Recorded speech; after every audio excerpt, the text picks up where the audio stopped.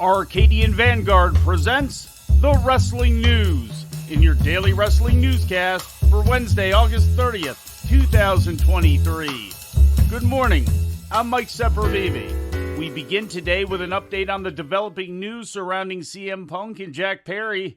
Both Punk and Perry have been suspended by AEW and will not be appearing this weekend at the All Out pay-per-view, according to a report yesterday from Sports Illustrated. Punk in particular was expected to be playing a major role in All Out. The suspensions come after a physical altercation between the two men backstage at Wembley Stadium last Sunday, just prior to Punk's match against Samoa Joe.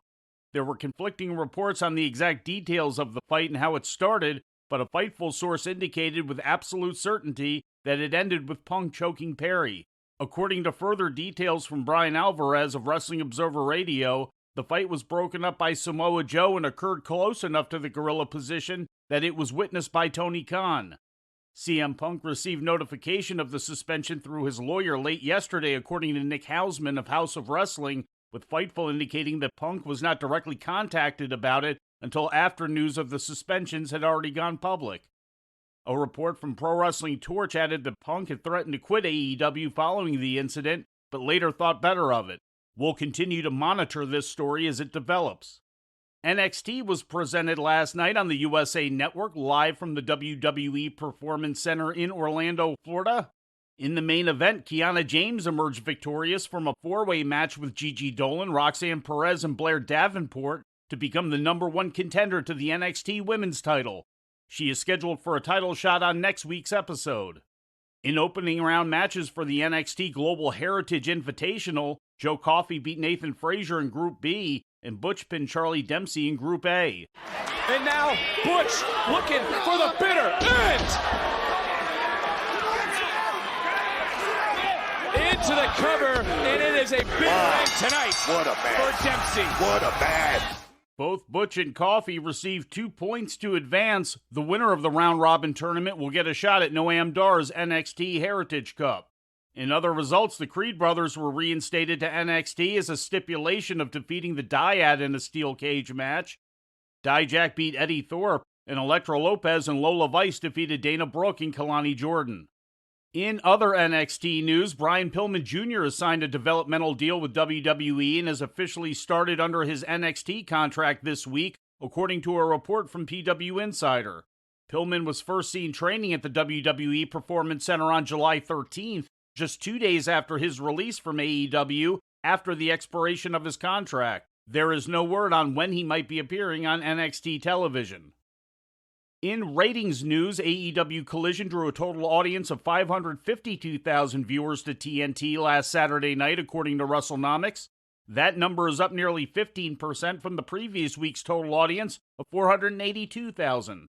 The rating in the key 18 to 49-year-old demographic was .16, down from the previous week's .17 key demo rating, and representing 203,000 viewers.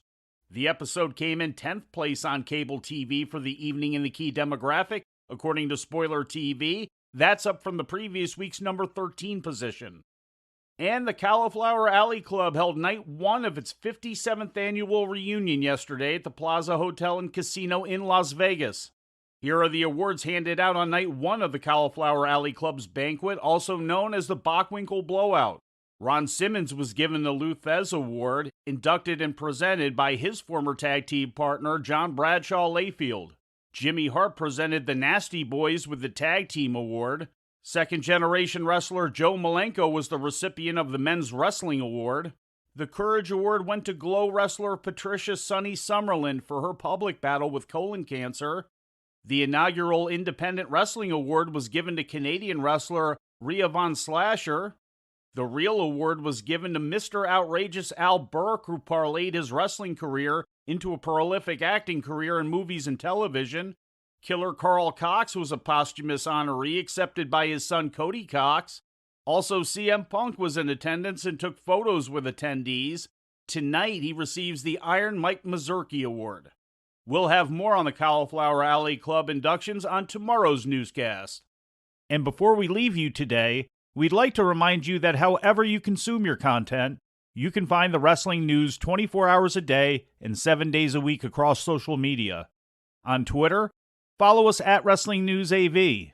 Our Facebook page is also Wrestling News AV. The Wrestling News can also be found on the Arcadian Vanguard YouTube page. And for those who utilize Amazon Echo devices, just tell Alexa to play the Wrestling News podcast. And remember to make sure you add podcast at the end. Once again, for daily updates, breaking news, and more, follow the Wrestling News across social media. And that's the news for today. If anything happens, we will be here to tell you about it. No clickbait, no paywall, just the Wrestling News. The Wrestling News is a division of Arcadian Vanguard, and the Wrestling Newscast is a production of the Arcadian Vanguard Podcast Network.